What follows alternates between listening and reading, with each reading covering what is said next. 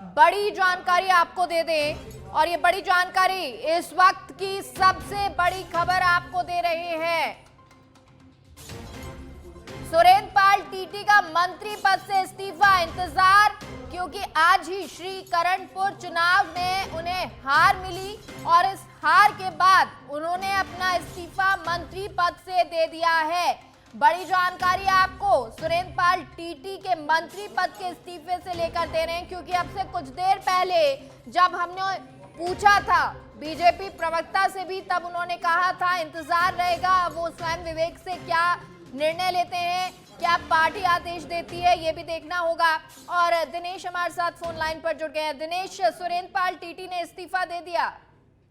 बिल्कुल, क्योंकि मेगा पहले ही नैतिकता का तकाजा तोड़ के उनको मंत्री बनाया गया था, तो ऐसे में और ज्यादा इंतजार बीजेपी के लिए करना संभव नहीं था। और जैसा कि ये कयास लगाए जा रहे थे कि उनको इस्तीफा देना है, तो उन्होंने मुख्यमंत्री भजन लाल के जरिए अपना इस्तीफा भेजा और जिसे तुरंत राज्यपाल कलराज मिश्र ने स्वीकार कर लिया है। और बाकायदा प्रेस रिलीज के जरिए मीडिया को भी ये जानकारी राजभवन से यहाँ पर दे दी गई है कि मंत्री सुरेंद्र पाल सिंह टीटी ने हार के बाद अपना इस्तीफा भेजा, जिसे तुरंत राज्यपाल कलराज मिश्र ने स्वीकार कर लिया। हालांकि नियमों के तहत वो 6 महीने तक मंत्री रह सकते थे, लेकिन संभव नहीं था कि उन्हें किसी दूसरी सीट से चुनाव लड़ाया जाए कि वापस वो विधायक का चुनाव जीते। तो कह सकते हैं कि रिजल्ट आने के चंद घंटों बाद ही सुरेंद्र पाल सिंह टीटी ने अपना इस्तीफा दे दिया है और उनका इस्तीफा स्वीकार हो गया। और कह सकते हैं कि जिस तरह एक नया इतिहास बनाया गया, चलते चुनाव में बनाया गया, तो मेगा लगातार अब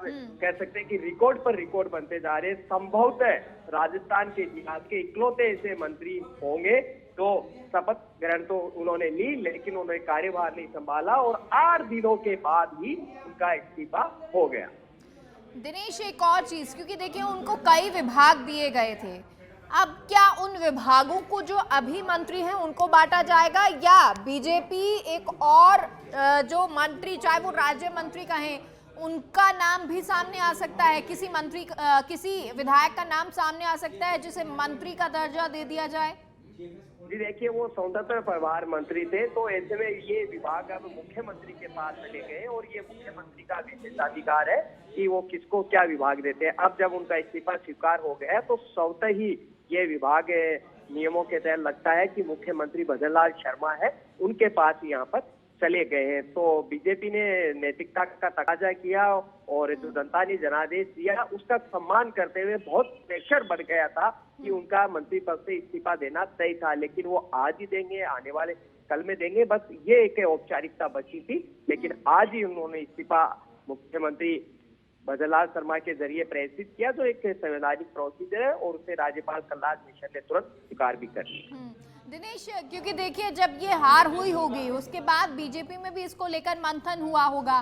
तो कोई मंथन जिसके बाद पार्टी शीर्ष नेतृत्व ने या प्रदेश नेतृत्व ने इसको लेकर जानकारी दी हो या कहा हो कि भाई अब ये नैतिकता का तकाजा बनता है?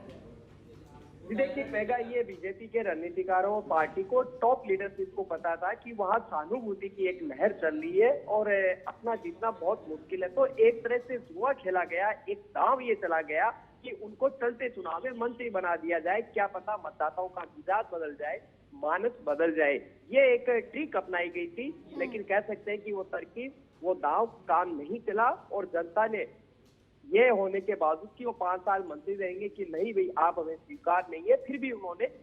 सुरेंद्र पाल सिंह टीटी को हरा दिया। तो ऐसे में जाहिर सी बात है कि ये प्रेशर बढ़ना था, एक जुआ यहाँ पर खेला गया था और बीजेपी को पता था कि हम हारने जा रहे थे, लेकिन जैसा कि जुआ में ये होता है कि आप जीत भी सकते हैं, तो क्या पता वो रणनीतिक काम भी कर जाती, लेकिन वो काम नहीं आई और वो यहाँ पर चुनाव हार गए। तो अब नैतिकता यही कहती है कि आप अपने पद से इस्तीफा दीजिए और वो स्वीकार भी किया और इस्तीफा भी उन्होंने दे दिया।